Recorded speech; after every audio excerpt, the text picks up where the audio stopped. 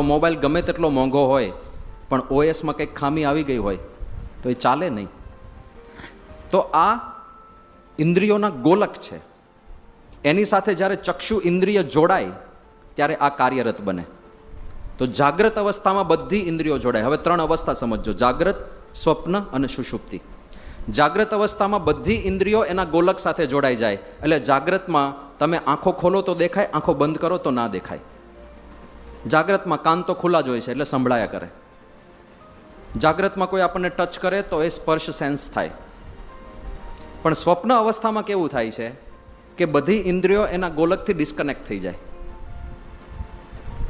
એટલે તમે જોજો, ઘણીવાર તમે ટ્રેનમાં જતા હો અને ઊંઘી ગયા હો તો બહારનો અવાજ ગમે તેટલો કોલાહલ હોય એ તમને ડિસ્ટર્બ નહીં કરે, કારણ કે કર્ણ ઇન્દ્રિય ડિસ્કનેક્ટ થઈ ગઈ છે. બહારનો અવાજ તમને ડિસ્ટર્બ નહીં કરે. પણ પછી જ્યારે તમે જાગો ત્યારે ધીરે ધીરે બહારની વસ્તુ